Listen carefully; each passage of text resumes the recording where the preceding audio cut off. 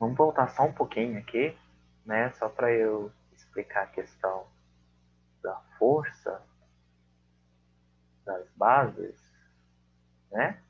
Então, classificação das bases, né? A gente sabe que base inorgânica é toda aquela estrutura, né? Todo aquele composto que vai liberar em solução aquosa, tá? Em água, vai liberar OH-. A gente chama aquilo de oxidrila ou de hidroxila, tá? Então, toda base é aquela estrutura, aquele composto, desculpa, toda base inorgânica é aquele composto que em solução aquosa vai liberar OH-, tá? Uma hidroxila. As bases elas são classificadas quanto ao seu número de hidroxilas, né, de oxidrilas. Então, a gente pode ter as monobásicas, que são aquelas que vão liberar em água apenas uma hidroxila. Então, nós temos esse tipo aqui, de monobases. Então, nós temos o NaOH, o KOH, o NH4OH, né? Em água, cada um deles libera um OH-, tá? A gente chama essas bases aqui de bases fortes. Eu vou explicar para vocês por quê. Daqui a pouquinho a gente vai explicar para vocês a força das bases. Então, essas são as monobases. Nós temos as dibases, que são aquelas que em água libera duas hidroxilas ou duas oxidrilas. As tribases, que são aquelas que liberam três hidroxilas em água, tá? Professor, é só em água? Sim. Se a solução está pura, se eu tenho o CaOH2 puro, sem ser em água, ele não vai ter hidroxilas liberadas, tá? Isso aqui vai estar ligado, né, em forma de uma ligação química, tá bom? E aí nós temos as tetrabases, que são aquelas que em água liberam quatro hidroxilas ou quatro oxidrilas, tá? Só em água, tá? Puro não faz isso. Beleza. Logo depois, então, a gente vai ver questão de força, tá? Nós temos as bases que são chamadas de bases fortes, são aquelas que se ligam a um metal alcalino ou alcalino terroso. O que significa isso, professor? É todo a oxidrila, né, ou hidroxila, os dois nomes podem ser utilizados, é todo o OH ligado aos elementos do grupo 1 ou grupo 2 da tabela periódica. Então, nós temos aqui NaOH, KOH, LiOH, CaOH2, BaOH2, NgOH2. Todos esses elementos, essas substâncias que eu dou aqui para vocês, formam as bases fortes. E o que são as bases fracas, professor? São todos os outros, tá? Todas as outras bases, elas são bases fracas, ligadas a todos os outros compostos da tabela periódica, tá? Então, AgOH, ZnOH, NH4OH, MEOH3, AlOH3, PbOH4, tá? Então, só vai ser chamado de base forte aquele que está ligado, né? Aquele OH que está ligado com os átomos do grupo 1 e do grupo 2, tá? Que são os alcalinos terrosos, tá? Exemplo. Exemplo não, né? Vou falar para vocês quais são os alcalinos, né? Os alcalinos são os átomos lítio, sódio, potássio, rubídio, césio, frâncio. Alcalinos terrosos, ou seja, o grupo B, nós temos o berílio, magnésio, cálcio, estrôncio, bário e o elemento rádio. Tá? Então, esse conjunto de átomos que eu falei para vocês agora forma o grupo dos alcalinos e alcalinos terrosos. Então, o restante dos elementos químicos, se ligarem ao OH, vão formar as bases fracas. Aí vocês me perguntam, professor, quer dizer então que o hidrogênio, que ele é do alcalino, ele pode ser chamado de uma base, né? Se o hidrogênio ligar com o OH, vai formar água, né? Então a gente poderia chamar ele de base, professor? Então, o hidrogênio ele é um caso à parte. Eu vou explicar para vocês mais à frente que ele tem um comportamento ora de um ácido, ora de uma base. Tá? Mas isso é um caso à parte que depois eu explico para vocês melhorzinho. Tá bom? Quanto à solubilidade em água, então a gente tem aqueles compostos, aquelas bases que são muito solúveis em água, aquelas bases que são pouco solúveis em água, e nós temos aquelas bases que são praticamente insolúveis em água, tá? Quais são aquelas bases que são muito solúveis em água? É aquela que as bases solúveis em água vão ser todas aquelas que estão ligadas a um metal alcalino, ou seja, metal do grupo 1, ou o hidróxido de amônio, NH4OH. As pouco solúveis são aquelas que são ligadas, né, as hidroxilas que são ligadas ao metal alcalino terroso, né, ou seja, grupo 2. Praticamente insolúveis são as outras demais bases. Então, todas as outras demais bases, elas não são solúveis em água. Se elas não são solúveis em água, elas são solúveis em outras substâncias. Tá? Um exercício para a gente fazer aqui agora, presta atenção. A base LiOH pode ser classificada como monobásica e forte e insolúvel, monobásica fraca e insolúvel, dibase forte e solúvel, tribase fraca e insolúvel, monobase forte e solúvel. Verifique aqui que nós temos o lítio, que é do grupo 1, e nós temos uma única hidroxila ou oxidrila, ou seja, nós temos apenas um único OH. Então a gente pode classificar isso aqui como uma monobase. Só tem um OH se fosse liberado em água, né? Se eu tenho apenas um OH liberado em água, a gente só tem uma oxidrila. Então ela é uma monobase, que é o cátion do metal alcalino, grupo 1. Ela vai ser extremamente forte e solúvel. Por quê? Porque o cátion alcalino ele é muito solúvel em água, como a gente acabou de ver. Por isso, então, a alternativa correta é que o LiOH é uma base forte e solúvel. Questão número 2. A base mais forte entre as citadas abaixo é o AgOH, o NH4OH, o FeOH3, o KOH, o ZnOH2. A gente vai indicar a força da base sempre pela quantidade de hidroxilas que é liberado e também se o metal alcalino ele está sendo se é um metal alcalino ou alcalino terroso, ok? Então a gente observa o seguinte: todas as bases que temos ali, elas são bases. Primeiro, né, a amônia, que é uma base muito fraca, o ferro, que é uma base, que é um cátion fraco, o zinco também, a prata também. O único que temos aqui do metal alcalino, né, do grupo 1, que tem uma hidroxila, é o KOH. Então, ele é a nossa base mais forte.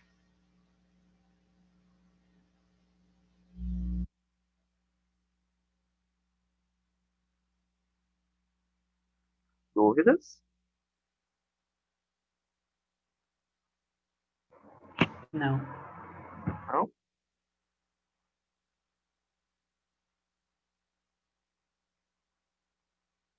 Ok, então vamos continuar.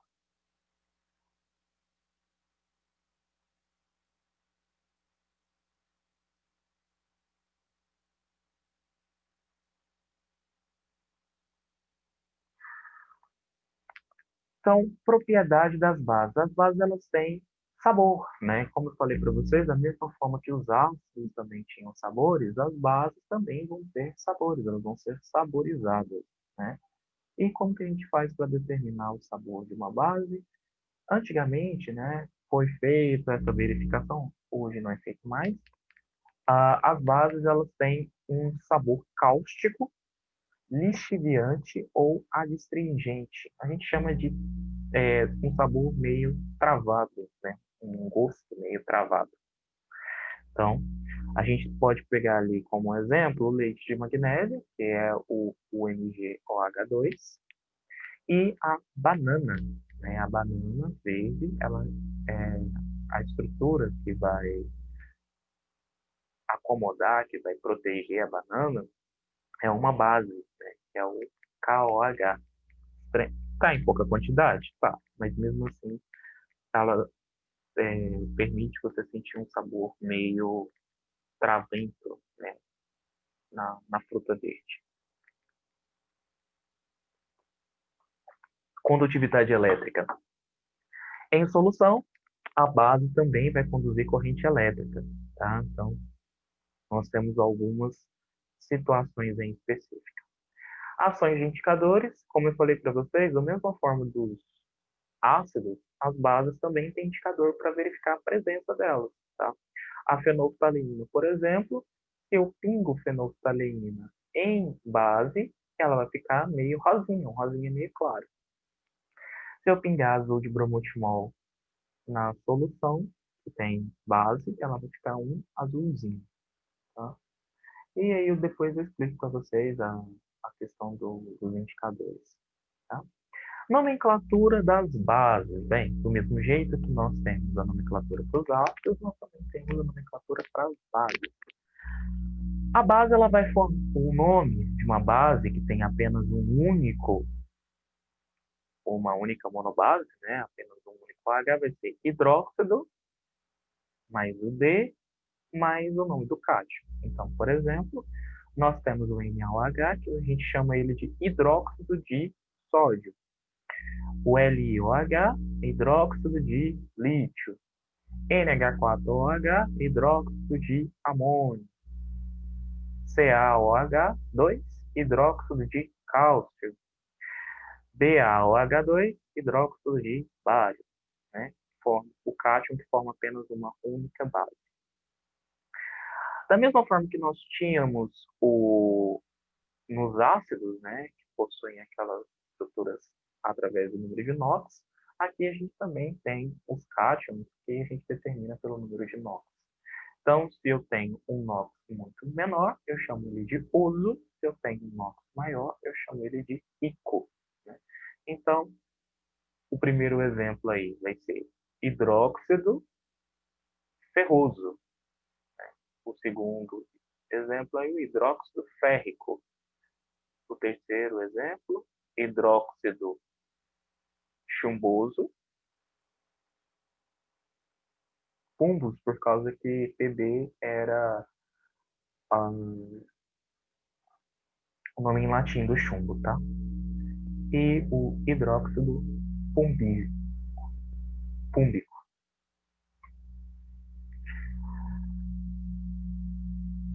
Algumas bases a gente também pode trocar, em vez de colocar as terminações oso e ico, pelas suas valências em números romanos, tá?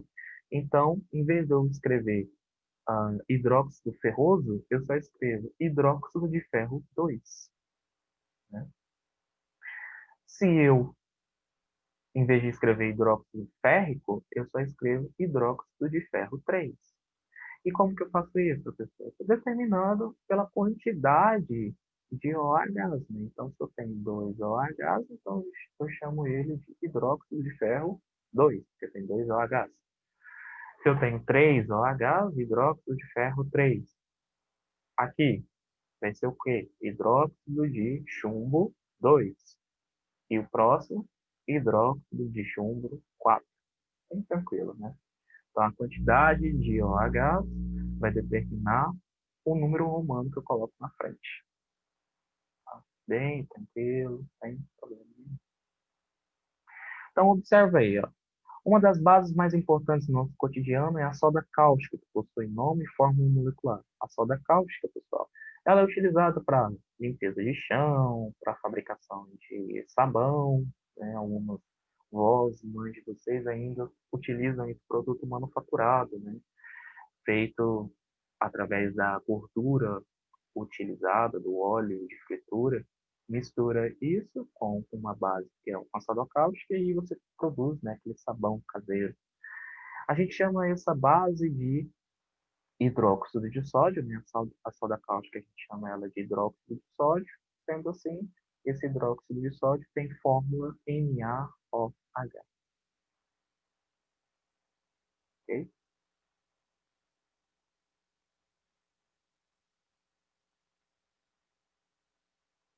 Sobre o hidróxido é, pumboso, né? O PbOH2. A gente pode afirmar que é uma base forte, solúvel em água, não reage com ácido clorídrico, tem solubilidade grande em água, a valência do chumbo nessa base é mais 2, é uma tetrabase praticamente insolúvel em água. Então vamos desenhar a estrutura do hidróxido pumboso, né? PbOH2. O que a gente pode perceber aí? Primeiro que a gente tem um metal, no caso o chumbo, ele é um elemento de transição. O chumbo, ele é praticamente, né, ele não está presente no grupo um nem no grupo 2 e nem é da amônia. Então, ele é praticamente insolúvel em água. Quantos OHs nós temos nessa base? Nós temos dois OHs, tá? E qual que é a valência do chumbo nessa base? Bem, quantos OHs nós temos do lado do chumbo? Nós temos dois OHs. Se a gente tem dois OHs, a gente pode interpretar que a valência do chumbo, nesse exemplo aqui, é mais 2. Né? Então, ó, é uma base fraca, ele é pouco solúvel em água, por ser uma base ele vai reagir com ácidos, e o chumbo, nesta base, ele tem uma carga mais 2. Ele é uma de base, então ele possui duas oxidrilas ou duas hidroxilas. Então, é a letra D, de 2. Nas reações, né? Então a gente tem as reações de ácido-base. Como que é essas reações de ácido-base? Nas reações de ácido-base, nós vamos ter a produção de um sal e uma água, tá? Então, sempre numa reação de ácido e base, pessoal, nós vamos ter a formação de um sal e de uma água, tá? Então, observa aí, pessoal. HCl, que é o ácido clorídrico, mais o NaCl. Então, o hidrogênio do ácido vai interagir com o OH da base e vai formar água. Qual o sal que vai ser formado nessa reação, professor? O sal que vai ser formado nessa reação é o Na mais o Cl, ou seja, cloreto de sódio, ou seja, sal de cozinha. Aí vocês me perguntam, professor, então significa que o sal de cozinha que eu consumo, ele vem de uma reação de um ácido mais uma base? Então, não, tá? O sal que vocês consomem, eles vêm prioritariamente, né, do mar. As nossas reservas salinas do Brasil são extremamente grandes, então a gente não precisa desse sal de cozinha, né, produzido através da reação do HCl mais NaOH. Mas, se a gente estiver no laboratório e não tiver sal perto, a gente pode produzir sal assim, tá? Então, observa agora.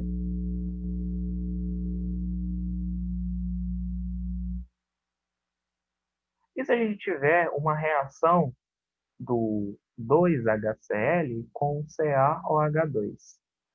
Primeiro, vai reagir produzindo sal e água. Qual sal? Não sei, mas a água eu sei fazer. Qual que é a forma da água? H2O. Olha lá. Qual que é o sal, então, que vai ser formado? Bem, o sal que vai ser formado vai ser a junção do cátion, da base, mais o ânion do ácido. Ou seja, CaCl2.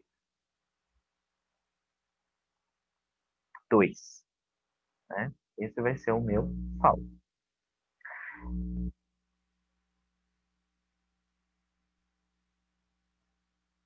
Aqui está mostrando uma neutralização parcial, depois eu explico para vocês essa neutralização parcial. E o último conteúdo que nós vamos ver agora vai ser a respeito dos sais. Então, nós temos alguns tipos de sais, né? Nós temos o sal do NaCl, o cloreto de sódio, o que é utilizado no preparo de alimentos, alguns remédios, né, como conservante, e o sulfato de cobre, que é utilizado para limpeza de piscinas, tá? O que é um sal? É toda substância que em solução aquosa sofre uma dissociação iônica, liberando pelo menos um cátion diferente de H+, e pelo menos um ânion diferente de OH-, tá? Aí a gente tem os tipos de sais, né? Sal normal, sal básico, sal ácido, sal duplo de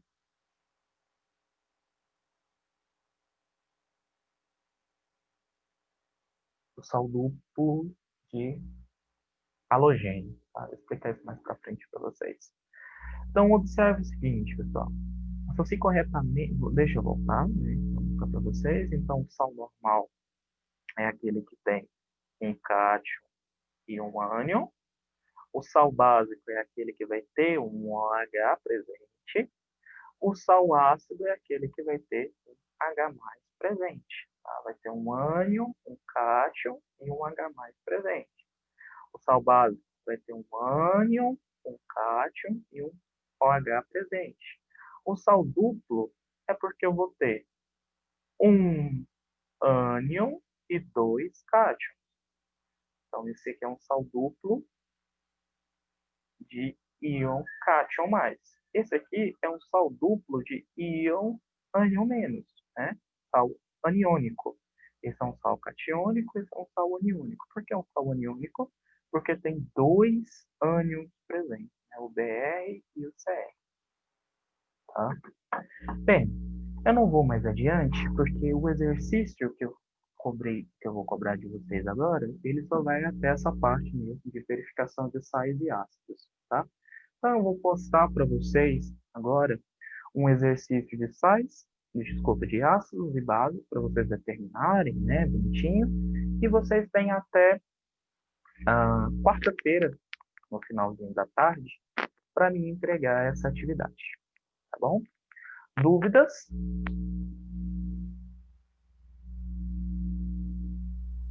Questionamentos?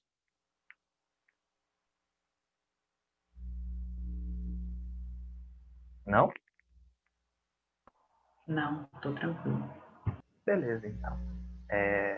Então, a atividade eu vou postar daqui a pouquinho. Vocês têm até quarta-feira, no final da tarde, para me entregar. Tá bom? Forte abraço para vocês e até quarta-feira. Tchau!